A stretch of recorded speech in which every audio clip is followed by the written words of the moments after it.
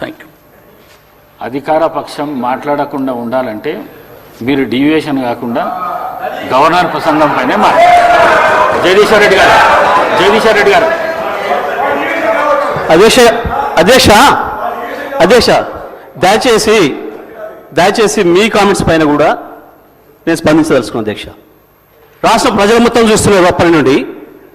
నేను దీంట్లో నుంచి ఒక అక్షరం పక్కకు పోయినా ఇప్పుడు వారు మంత్రి గారు మాట్లాడిందో ఇంకోరు మాట్లాడిందో ఇందులో ఏమైనా ఒక అక్షరం సంబంధం ఉందా దాన్ని మీరు తేల్చండి. ఈ సభలో ఉండమంటే ఉంటా పొమ్మంటే పోతా. అధ్యక్ష, నేను రాష్ట్ర ప్రజలు అందరూ చూస్తున్నారు. అధ్యక్ష, అధ్యక్ష, వారు గతంలో మంత్రిగా చేసిన వారు, అనుభవం ఉన్న వ్యక్తి జగదీశ్వర్ రెడ్డి గారు. ఈ విధంగా ప్రస్తావన తీసుకొచ్చి స్పీకర్ గారిని బెదిరించే మాట మాట్లాడకుండా ఉంటే బాగుంటుంది. అధ్యక్ష, తప్పకుండా వారు వాపసు తీసుకోవాలి.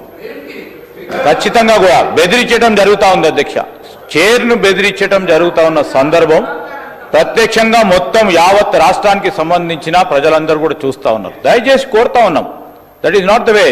శ్రీనివాస్ యాదవ్ గారు 2 విషయాలు చెప్పారు, మేము విన్నాము.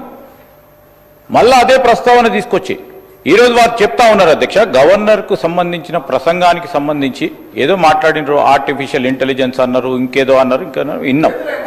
దానికి కూడా సమాధానం చెప్తాం, దానికి ఏం ప్రస్తావన లేదు. తిరిగి తీసుకొచ్చి గవర్నర్ ప్రసంగమే విషయంలో అనేక సందర్భాల్లో చెప్పుకుంటూ పోయి 10 నిమిషాల తర్వాత ప్రసంగానికి సంబంధించిన అంశం మాట్లాడకపోక మా మంత్రి గారు కానీ మా సభ్యులు కానీ స్పందించడం జరిగింది. ఈరోజు వారు కంపారిజన్ తీసుకొస్తా ఉంటే సంవత్సరంలో మేమేం చేసినాం, 10 సంవత్సరాల్లో ఏం చేయలేకపోయినారో చెప్పింది తప్ప దీంట్లో వాస్తవికంగా వారిని ఏదో కార్నర్ చేయాలనో మమ్మల్ని ఏదో అన్నారని కాదు.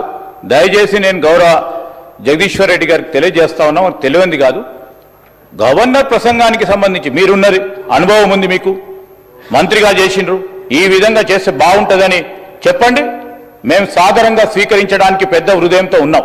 కానీ ప్రతి అంశాన్ని కూడా ఇది చేయలే అది చేయలే, సంవత్సర కాలంలో ఏం చేయలేస్తారు, ప్రభుత్వం ఏం చేయదలుచుకున్నది, ఏం చేయగల సత్తా ఉన్నది చూపెట్టిన. అధ్యక్ష, 14 నెలలలో మేం చేసిన ప్రతి సంక్షేమ కార్యక్రమం విషయంలో వారు